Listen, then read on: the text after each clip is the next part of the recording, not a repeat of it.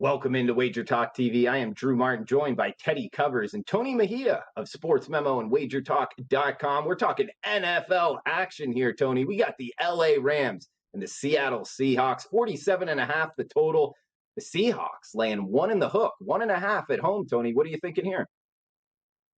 Well, the Rams won in Week 10, 23-16, but Seattle was missing its center, Ethan Pocic. He's back. They were missing two corners. Carlos Dunlap hadn't been a focal point at that point. He's back as a situational pass rusher this past week against Washington, probably going to be a little healthier for this game as well. I mean, there's still issues up front for Seattle that Aaron Donald could exploit. So my lean to this game is probably to bet the under. But, clearly the Rams have issues coming off that embarrassing loss to the Jets. There was 9 points scored when these teams met each other in Week 10. So that's another point for my under. And we'll see how Jared Goff responds from a really disappointing outing against New York. DK Metcalf, Jalen Ramsey is an interesting matchup to watch here.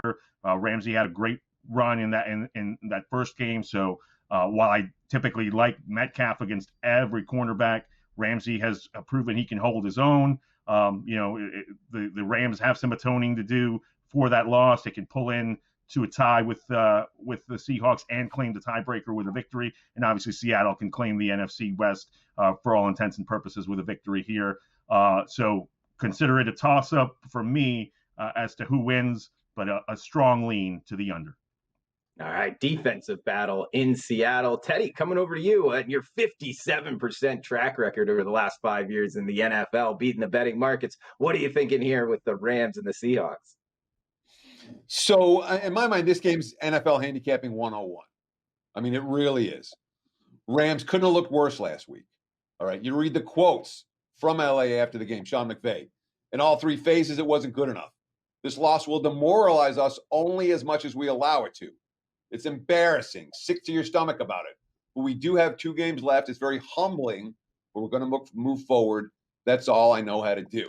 Jared Goff, quote, right after the game ended against the Jets and they lost, quote, obviously we're disappointed with how today went and embarrassed, but we have a game coming up next week that we were going to have to win anyways.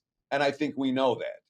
So for as embarrassing as the loss to the Jets was, it's not a Rams team that's broken. It's not a Rams team that's not capable of bouncing back the next week. And we've certainly seen them match up well against Seattle. We just talked about it in terms of the Jalen Ramsey's ability to shut down an opposing team's number one cornerback. And Tony was talking about the advantage that LA has in the trenches at the line of scrimmage against the Seahawks offensive line. And we look at Seattle, when you're speaking of NFL handicapping 101, the one team's coming off a humbling, dismal performance where they're supposed to come out next week and play like their hair's on fire. Meanwhile, the Seahawks just clinched. They just clinched a playoff spot 9 times in 11 years. Veteran team.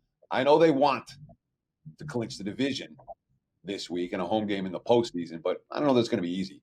Lean Rams plus as opposed to Seattle minus in this one. And the point spread essentially tells you all you need to know here. All right, to see Seattle at home laying less than a field goal, the markets are telling you Rams are just as good as these teams, maybe better. And this is an optimal bounce back spot for LA.